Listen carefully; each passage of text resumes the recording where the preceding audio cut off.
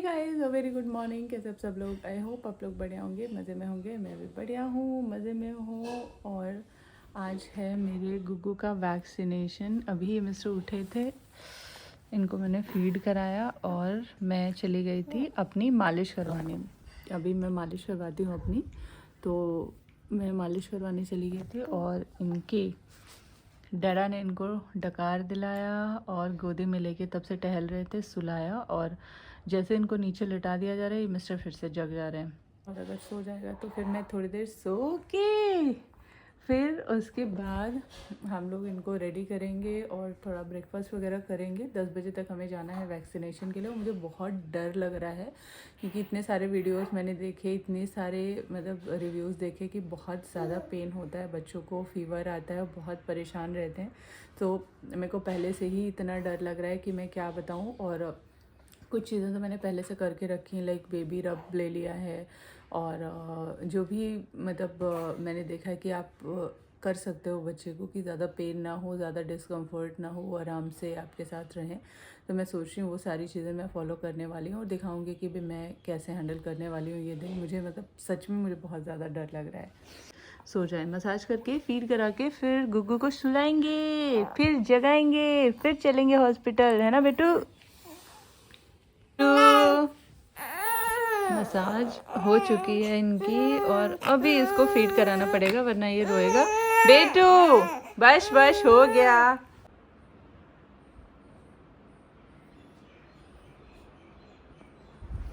नाश्ता लेके आती हूँ, फिर मैं उठाती हूँ उन लोग को और बेटे को सुलाते सुलाते बाप को भी नींद आ गई।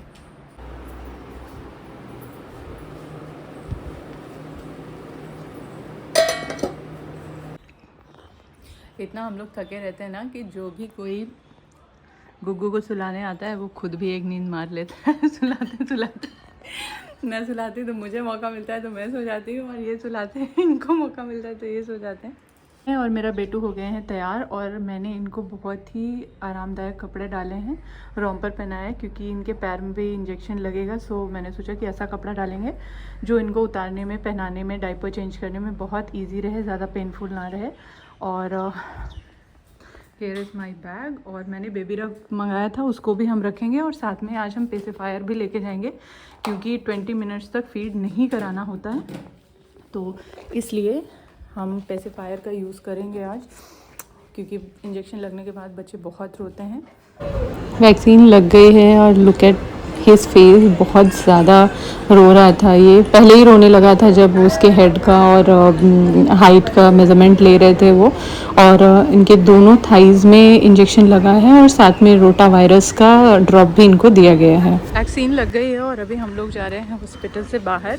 और वैक्सीन लगाने से 15 मिनट पहले आपको फीड नहीं कराना होता है और वैक्सीन लगने के आधे घंटे तक भी आपको फीड नहीं कराना होता है। अगर आप फीड कराते हो तो बच्चा वॉमिटिंग कर देता है, तो इसलिए थोड़ा सा मुझे टाइम लग गया क्योंकि जब हम आए ना तो उन्होंने बच्चे के हेड का मेज़रमेंट लिया, हाइट का मेज़रमेंट लिया, वेट का मेज़रमेंट लिया और उसके बाद वो रोने लगा तो मुझे फीड कराना पड़ा, जिसके लिए मेरे को 15 मिनट वेट करना पड़ा वैक्सीन लगाने के लिए। और फिर वैक्सीन लगने के 15 मिनट बाद हॉस्पिटल में आपको वेट करना होता है, फिर आप जाते हो घर और घर जाके मैं इनको फीड कराऊंगी आधे घंटे बाद में।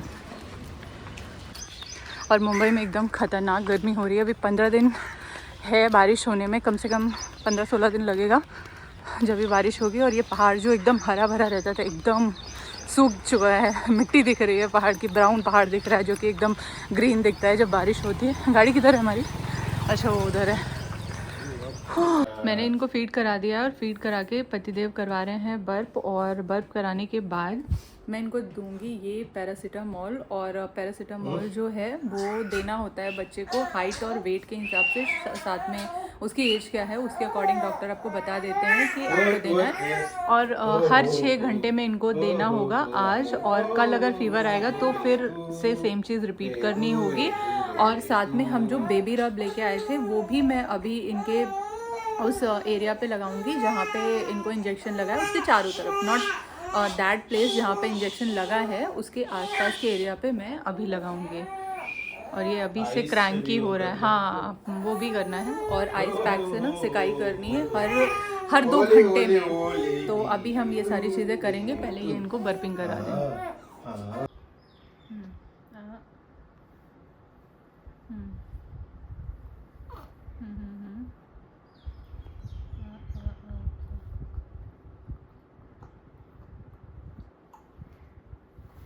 हाँ कड़वी है क्या?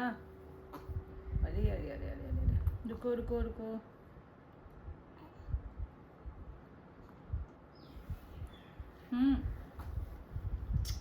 अरे सुनो तो, अरे सुनो तो।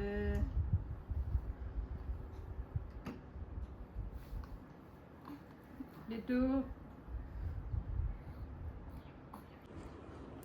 फीड करा दिया, मेडिसिन दे दिया और बेबी रब क्रीम भी लगा दिया। उसके बाद भी गुक्कू को मेरे नींद नहीं आ रही है। एक्चुअली ये सो चुका है, जब मैं इसको लेके गई थी तो ये सोया ही हुआ था पूरा टाइम, और इंजेक्शन लगने के बाद भी ये फिर थोड़ी देर के लिए सो गया था। तो अब भी ये नहीं सोएगा, अब भी ये खेली खेली करेगा, उसके बाद रोएगा, फिर फीड करेगा, फिर सोएगा। हाँ, ऐसे नहीं सोएगा, खेली खेली करने के बाद सोएगा। तो अभी तो ये एकदम रिलैक्स है, लेकिन देखते हैं। वैसे मैंने दवाई दे दी है, फीवर अगर आएगा तो फिर वापस से 6 घंटे बाद रिपीट करेंगे। और आई विश कि ये रोए ना, रिलैक्स रहे ऐसे ही। और जो मैं अब तक रील देखती हूँ ना कि बच्चे इतना परेशान हो रहे हैं, रो रहे हैं, वो सब ना हो। वरना मेरी ऐसी ही जान एकदम हलक में थी जब मैं वहाँ पे वेटिंग एरिया में वेट कर रही थी इनके नंबर आने का। और जो भी बच्चे अंदर जा रहे थे वो इतना रो रहे थे, इतनी तेज़ तेज़ रो रहे थे कि मेरा ना एक टाइम पे मेरा हाथ और पैर कांपने लगा था। मुझे लगा, पता है, कि मैं आपको बुलाऊं कि पता नहीं मैं इनको पकड़ भी पाऊंगी कि नहीं, क्योंकि मुझे बहुत डर लग रहा था बेटू, मुझे बहुत डर लग रहा था। फिर खैर हिम्मत करके मैं अंदर गई और इनका इंजेक्शन दिया। फिर बेटू भी मेरा बहुत रोया, फिर चुप भी हो गया था थोड़ी देर बाद। ऐसे तो ये शांत हो गया था, लेकिन जब हमने सिकाई स्टार्ट की ना इस पैक से, तो ये इसने रोना स्टार्ट कर दिया। बेटू सिकाई तो करनी पड़ेगी, नहीं तो ज़्यादा दिक्कत होगी बेटू। उसको ठंडा लग रहा होगा एक्चुअली, इसलिए वो ऐसा कर रहा है। बेटू थोड़ी देर बस। हर 2 घंटे में डॉक्टर ने बोला था कि आइस पैक से आप सिकाई करते रहना, इससे उसको दर्द कम होगा और थोड़ा प्रॉब्लम कम रहेगी बच्चे को।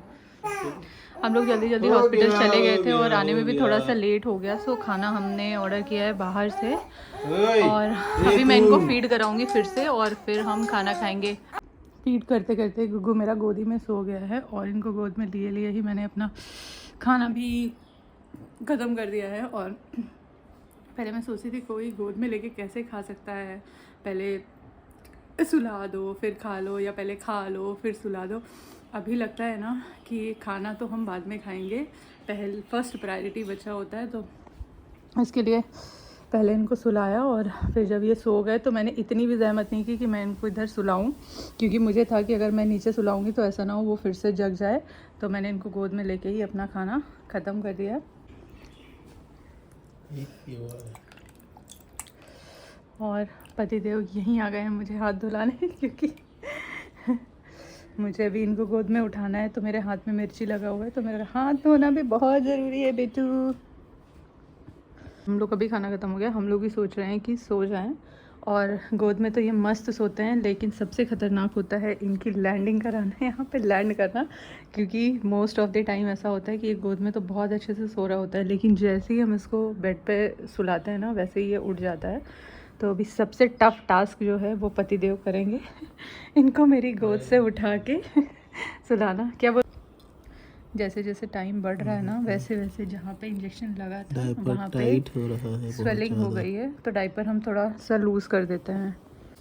वैसे तो दिन में मैं इनको डाइपर फ्री रखती हूँ, बट आज मैं नहीं कर रही हूँ डाइपर फ्री, सिर्फ इसलिए कि उसको डिस्कम्फर्ट क्रिएट ना हो, बार बार उसकी नींद ख़राब ना हो इसलिए। और बार बार पैरों का मूवमेंट बहुत ज़्यादा होगा तो भी पेन होगा, इसलिए हम आज उसको दिन में भी डाइपर पहना के रख रहे हैं। अदरवाइज़ हम उसको दिन में एकदम डाइपर फ्री रखते हैं, रिलैक्स रखते हैं।